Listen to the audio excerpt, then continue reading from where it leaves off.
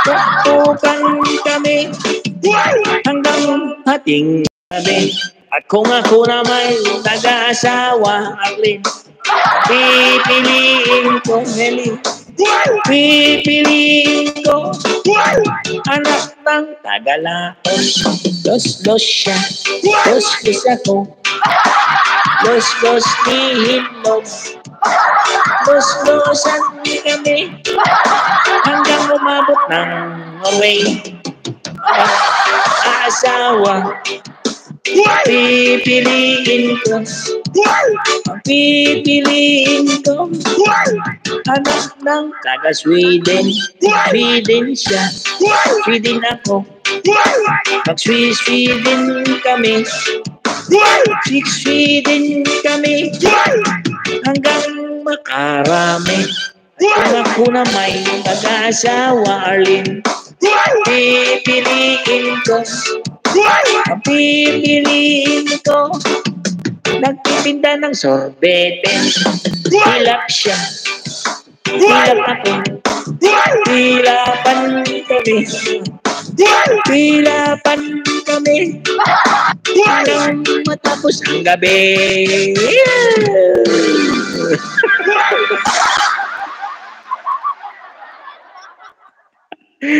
Nelly, tila pa kami. Ano yan? Ano yan, Nelly? Ano sabi ni Nelly? Swimming kami hanggang lamigin. Sige. Buwang ito. Kaya nga naman, Arlene, sa buwang mo na naman. Wala na request. Ay, good night, host. Tapos na yung mga request.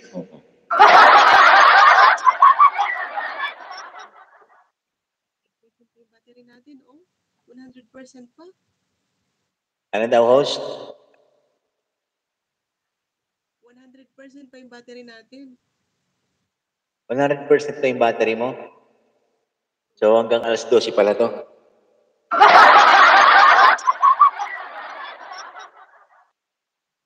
Idol, banat. Ano? Ito ako sa los-dos ni... Ala, lagot ka.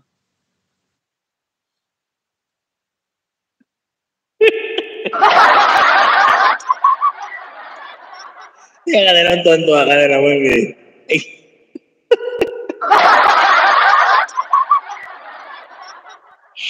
Hindi ba? Natawa. Kaya ka na naman. Anong good vibes mo lang yun? May ano ka ba? Di ba, idol mga inlog? Ayan si mga inlog. Idol, mga parody song, idol. Idol, mga parody song? Hello, my friend.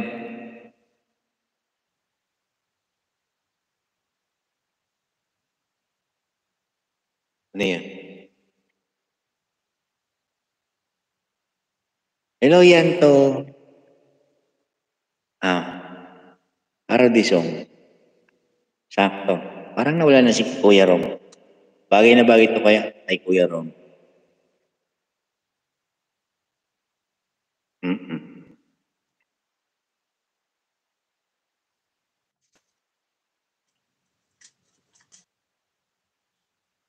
Andiyan yan si Kuya Rom, nakabidyo lang yan si Kuya Rom. Oo. Tsaka kay ano. Thank you so much for coming, Canadian. Eto na. Thank you. Baka ano si Kuya Rom kumakain?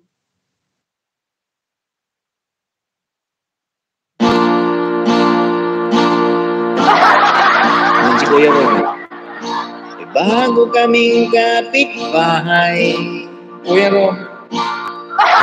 Si Arlene na malajuntay.